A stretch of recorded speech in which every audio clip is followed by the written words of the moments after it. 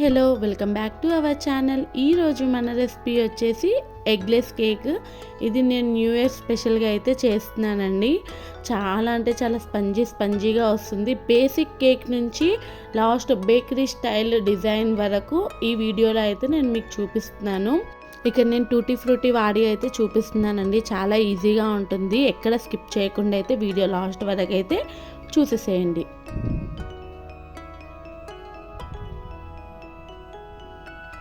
ఇక ప్రాసెస్లోకి వెళ్తే ఒక కుక్కర్లో అయితే ఇలా సాల్ట్ వేసేసుకొని అది నీట్గా పర్చేసుకోవాలి. ఇక్కడ మీరు సాల్ట్కి బదులు సన్నటి విస్కర్ని కూడా తీసుకోవచ్చు. దానిపైన అయితే ఇలా స్టాండ్ని పెట్టేసుకొని మీడియం ఫ్లేమ్లో ప్రీహీట్ చేసేసుకోవాలి ఒక 10 నిమిషాల పాటు. ఆ తర్వాత ఇక్కడ నేనైతే అల్యూమినియం అంటే తప్పెలలా ఉంటుంది కదా, దాంట్లో అయితే నేను కేక్ అయితే గ్రీస్ చేసి పెట్టుకున్నాను. ఆ తర్వాత ఒక బౌల్లో జల్లెడ తీసుకొని 1 కప్పు మైదా తీసుకొని అందులో 1 టేబుల్ స్పూన్ దాకా బేకింగ్ పౌడర్, 1/2 టేబుల్ స్పూన్ దాకా బేకింగ్ సోడా వేసేసుకొని మొత్తం జల్లించేసేసుకొని పక్కన పెట్టేసుకోవాలి. ఆ తర్వాత నేనైతే ఇక్కడ జ్యూసర్ తీసుకున్నానండి. మీరు నార్మల్ మిక్సీ బార్లో కూడా చేసుకోవచ్చు.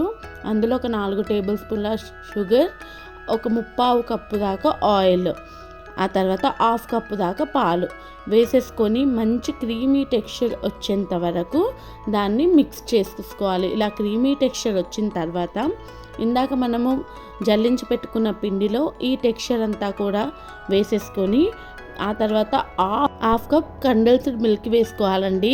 ఇదే మెయిన్. ఇక్కడ పెరుగు వేయకుండా మనం కండెన్స్డ్ మిల్క్ అనేది వేస్తున్నాం అన్నమాట. ఒకవేళ మీరు పెరుగుతో చేయాలనుకుంటే 1/2 కప్ పెరుగు తీసుకుంటే సరిపోతుంది. ఆ తర్వాత 1 టేబుల్ స్పూన్ దాకా వెనిలా ఎసెన్స్ వేసేసుకొని మంచిగా విస్కర్తో కానీ లేదంటే స్పాచులాతో కానీ మంచిగా కలిపేసుకోవాలన్నమాట. మొత్తం పిండంతా కూడా మంచిగా కలిపేసుకొని మనకి కేక్ బ్యాటర్ అనేది ఈ టెక్స్చర్లో ఉంటే మంచిగా వస్తుందండి. కేక్ అనేది కూడా స్పంజీగా వస్తుంది. టెక్స్చర్ అనేది పక్కా. అయితే ఇక్కడ మీకు ఒకవేళ కొద్దిగా గట్టిగా అనిపిస్తే కాచు చల్లార్చిన పాలు కొన్ని యాడ్ చేసుకొని కలిపేసుకోండి. ఆ తర్వాత నేనైతే అక్కడక్కడ తగలడానికి అని చెప్పేసి టూటీ ఫ్రూటీ వాడుతున్నాను. మీకు ఇష్టం లేకపోతే స్కిప్ చేసేయచ్చు. ఇక్కడ మొత్తం వేసేసుకొని మొత్తం కలిపేసుకోవాలన్నమాట. ఆ తర్వాత మనం గ్రీస్ చేసి పెట్టుకున్నాం కదా ఇందాక ఆ టిన్లో అయితే ఈ కేక్ బ్యాటర్ని అంతా కూడా వేసేసుకోవాలి.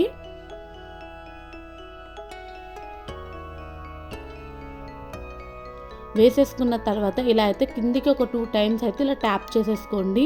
ఇలా ట్యాప్ చేసుకోవడం వల్ల ఏంటి అని అంటే ఎయిర్ బబుల్స్ ఏమైనా ఫామ్ అయితే మొత్తము పోతాయన్నమాట. ఆ తర్వాత ప్రీహీట్ చేసుకున్న కుక్కర్లో ఈ కేక్ని అయితే పెట్టేసుకున్న తర్వాత ఒక 50 మినిట్స్ పడుతుందండి. లో ఫ్లేమ్లోనే బేక్ చేసేసుకోవాలి. నాకైతే ఆ ప్లేట్ అనేది సెట్ అవ్వలేదని చెప్పి అనిపించి ఈ వేరేదైతే నేను లిడ్ యూజ్ చేశాను అనమాట. అసలు గాలి అనేది బయటికి పోకుండా చేసుకోవాలి. 50 మినిట్స్ తర్వాత చూడండి నైఫ్ క్లీన్గా వచ్చేసింది. ఇప్పుడైతే ఈ కేక్ బేస్ని అయితే మొత్తం చల్లారబెట్టుకోవాలండి. మొత్తం చల్లగా అయిపోయిన తర్వాతనే డిమోల్డ్ చేసుకోవాలి. లేదు అని వేడిది డిమోల్డ్ చేస్తే మొత్తము సగం వచ్చేస్తుంది అనమాట. వేడికి ఆ లోపలే ఉండిపోతుంది. ఇలా పూర్తిగా చల్లారిపోయిన తర్వాత చుట్టూ ఇలా చాక్తో అయితే మొత్తం డిమోల్డ్ చేసేసుకొని ఆ తర్వాత ఏదైనా చాపింగ్ బోర్డ్ కానీ ప్లేట్ కానీ ఇలా తిరిగేసుకొని గట్టిగా కొడితే కిందది కూడా ఈజీగా వచ్చేస్తుంది. మనం ఇక్కడ ఫ్లోర్నే యూజ్ చేసాం కదా, ఫ్లోర్ని యూజ్ చేయడం వల్ల ఆ వైట్నెస్ అంతా ఉందన్నమాట. అదే మీరు బటర్ పేపర్ కానీ యూజ్ చేశారు అని అంటే మీకు ఆ వైట్నెస్ అనేది రాదు. ఇంకోటి చూడండి, అసలు టిన్కి అయితే ఇంత కూడా తగలలేదు, మంచి స్పంజీగా వచ్చేసింది. ఇక్కడైతే నేను బేకరీకి వెళ్ళేటప్పుడు ఇలాంటివి తెచ్చుకున్నాను అండి. విప్పింగ్ క్రీమ్ ఏ బేకరీలో అయినా సరే అవైలబుల్గా ఉంటుంది. అలా తీసుకొచ్చుకుంటే బెస్ట్ అండి. లేదంటే మీకు హోమ్ మేడ్ బటర్తో కావాలి అంటే నా కామెంట్ బాక్స్లో అయితే షేర్ చేయండి. నేను ఈసారి తప్పకుండా చేసి చూపిస్తాను. ఇలా ఇక్కడైతే నేను ఒక 1/2 లీటర్ తీసేసుకొని విస్కర్ని అంటే బ్లెండర్ని మనం హైలో పెట్టేసుకొని ఒక 15 మినిట్స్ పాటు అయితే బీట్ చేసేసుకోవాలన్నమాట. ఇక్కడ మనం మొత్తం మిల్కీగా ఉంది కదా, మొత్తం కూడా మన గిన్నె తిరిగేస్తే ఏంటంటే కింద పడకుండా అంత టెక్స్చర్గా అయితే ఉండాలన్నమాట. ఆ తర్వాత మొత్తం విస్క్ చేసేసి పక్కన పెట్టుకోవాలి.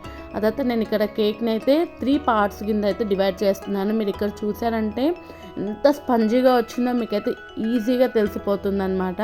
అంత స్పంజీగా వచ్చింది. ఇక్కడ నేను 3 లేయర్స్ కింద అయితే డివైడ్ చేసుకున్నాను. ఇప్పుడైతే ఫస్ట్ లేయర్కి అయితే ఇలాగా షుగర్ సిరప్ అనేది వేసేసుకోవాలి. షుగర్ సిరప్ వేస్తే ఏంటంటే మంచిగా స్మూత్గా వస్తుందండి.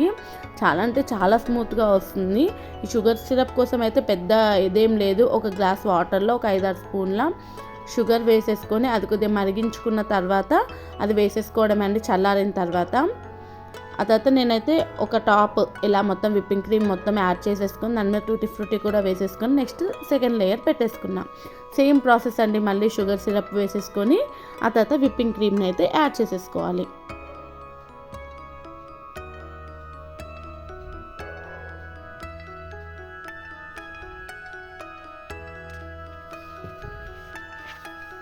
ఇక్కడ నేను థర్డ్ లేయర్ పెట్టేటప్పుడు రివర్స్లో పెడుతున్నాను అండి. ఎందుకంటే మనకి అటు సైడ్ ఏంటంటే అబ్జర్వేషన్ చాలా తక్కువ ఉంటుందన్నమాట.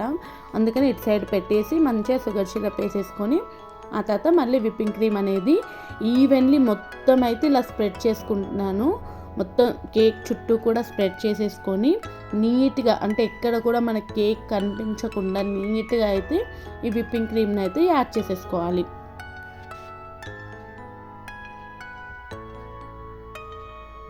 ఇక్కడ ఒక విషయం చెప్పాలండి. విప్పింగ్ క్రీము మనము బ్లెండ్ చేసేటప్పుడు షుగర్ పౌడర్ని ఒక 1/2 కప్పు కొద్దిగా వేసుకుంటూ యాడ్ చేసేసుకోవాలండి. ఆ క్లిప్ అయితే మిస్ అయిపోయింది, అందుకని చెప్పేసి ఇప్పుడు చెప్తున్నాను. ఇలా ఈవెన్లీ అయితే మొత్తం పరుచుకోవాలండి. నీట్గా పరిచేసేసుకొని దీన్ని ఒక 1/2 అవర్ పాటు అయితే ఫ్రిడ్జ్లో పెట్టేసుకోవాలి. ఆ తర్వాత నేనైతే ఇక్కడ డెకరేషన్ కోసం అయితే 3 పార్ట్స్ కింద అంటే 3 కలర్స్ చేద్దాం అనుకుంటున్నా. అందుకని చెప్పేసి 3 పార్ట్స్ కింద అయితే డివైడ్ చేసేసాను. ఆ తర్వాత నాకు ఒక దాంట్లో ఎల్లో, ఒక దాంట్లో రెడ్ అండ్ అలానే ఒక దాంట్లో గ్రీన్. ఇక్కడ రెడ్ ఫుడ్ కలర్ అనేది చాలా తక్కువ ఉందండి, అందుకనే అది ఆరెంజ్ అయిపోయింది. ఇలా మొత్తం కూడా విస్క్ చేసేసుకోవాలి. అన్నీ 1 by 1 అయితే విస్క్ చేసేసుకోవాలి.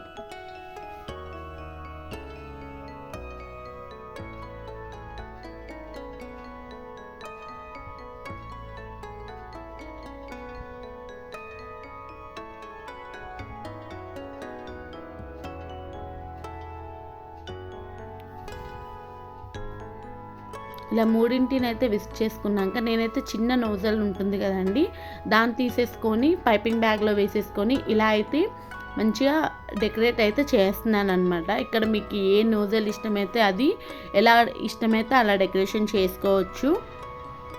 చాలా సింపుల్గా బేకరీ స్టైల్లో మనకి ఇంట్లోనే చేసుకోవచ్చు అండి. బయట కూడా ఎక్కువ ఇది ఖర్చు ఏం పెట్టుకోకుండా అంటే తక్కువ ఖర్చుతో ఇంట్లో అయితే మనం చేసుకోవచ్చు. చూడండి, నాకు ఇలా ఫ్లోరల్తో ఉండాలి అని ఇది ఒక కస్టమైజ్డ్ లాగా అనుకుంటున్నాను నేనైతే. అంత టేస్టీగా ఉంటుందండి, అంత ఈజీగా కూడా చేసేసుకోవచ్చు. లాస్ట్లో అయితే ఇక్కడ పైన టాపింగ్ కోసం అయితే టూటీ ఫ్రూటీ అయితే వాడుతున్నాను. ఇంతకీ మీ కేక్ అయితే నచ్చిందా అండి? నచ్చితే ఒక్క లైక్ చేసేసుకోండి. అలానే మన ఛానల్ని సబ్స్క్రైబ్ కూడా చేసేసుకోండి. ఇంకేమైనా మంచి రెసిపీస్ ఏమైనా కావాలి అంటే నా కామెంట్ బాక్స్లో అయితే షేర్ చేయండి.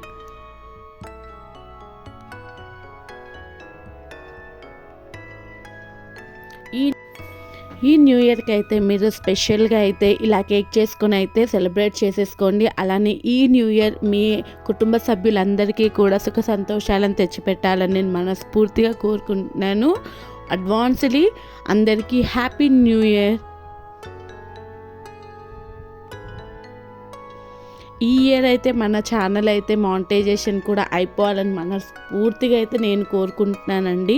మీ సపోర్ట్ ఉంటే నాకు ఇది చాలా ఈజీ అన్నమాట. ప్లీజ్ అందరూ అయితే మాత్రం పక్కా సపోర్ట్ చేయండి. మంచి రెసిపీస్ అయితే నేను షేర్ చేస్తాను.